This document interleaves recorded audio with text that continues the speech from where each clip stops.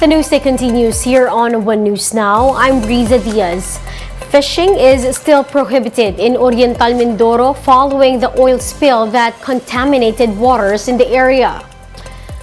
The Bureau of Fisheries and Aquatic Resources said that lifting the ban will depend on test results on fish samples. For now, the agency has no definite time frame on when the ban will be lifted. BFAR said fishing outside the reef zone of affected areas and adjacent to deeper waters are allowed. But the agency warns against harvesting shellfish and seaweed in affected areas since they may have higher exposure to contaminants. Government agencies are extending assistance to the families of OFWs who perished in a fire in Taiwan. Jenny Dongan with the details. Nasunog po yung company namin. 4 overseas Filipino workers were killed in a fire at the Lianhua Foods Corporation in Changhua County in Taiwan Tuesday morning. They were among the 8 who perished after being trapped inside the factory during the fire. One of them is Renato Larua, 30 years old. In this photo sent to his wife Rosette, doctors tried to revive Larua, but he eventually died due to suffocation. Rosette narrated that her husband even messaged her at around 3:30 in the morning, telling her that he was on his way to work. That proved to be the last message he will ever send his wife. At 11 in the morning, Rosette received a call from Renato's agency informing her of the grim news. Sabi po ng agency, confirm na nga daw po. Noong una, ma'am, di ako makapaniwala.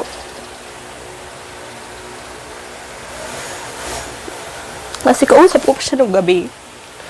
Magka-video call pa kami. This is even more devastating as she is 8 months pregnant with her second child. Renato is survived by his wife, the baby, and their 10-year-old child.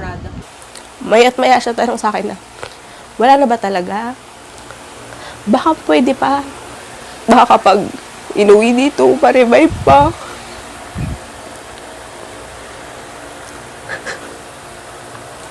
Tapos dumating pa siya sa point na baka pag pinalitan ng puso, mabubuhay. Baka mabuhay yung papa ko. Tapos lagi sinasabi, I want my papa back. Sana hindi na lang siya umalis. Rosette also said that this work contract abroad would have been Renato's last, as he promised that he will stay in the Philippines for good after his 3-year contract.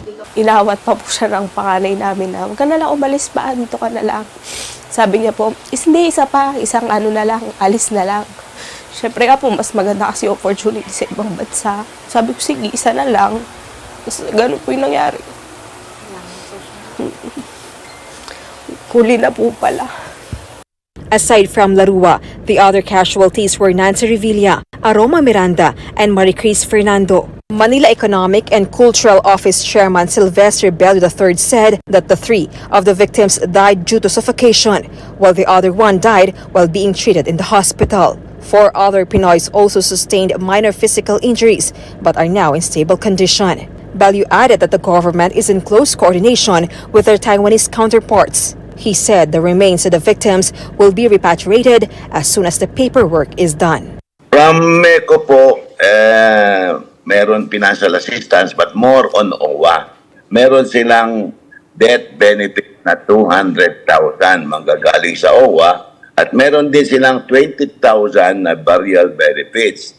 But more important than that, yung ating mga kababayan na namatay dahil sunog na ito, kung meron silang anak, they will be entitled to free education under the OWA. For News of 5, Jenny Dongon, We Are One News. We'll be back with more stories after the break. Keep it here on One News.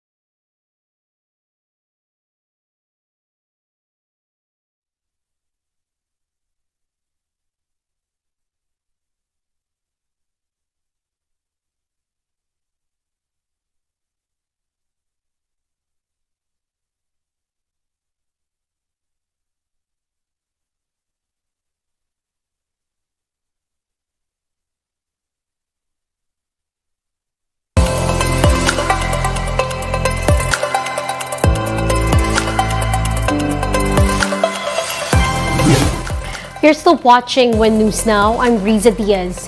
Elementary students in Bagong Bayan, Quezon City conducted a flood hazard mapping activity as part of their Earth Day celebration. Despite the dry season, teachers says that it's always a good idea for a person to learn how to evacuate from flood. The kids participated in evacuation drills and were shown possible rescue scenarios. Ito ay dinadanas naman nila taon-taon. So at least alam na nila kung paano mag-ingat, alam na nila yung mga lugar kung saan talaga binabaha. Meanwhile, the Public Works Department says Bagong Bayan is among the areas that will benefit from the Pasig-Marikina Channel Improvement Project. The project, which aims to significantly reduce flooding, is expected to be completed by 2028.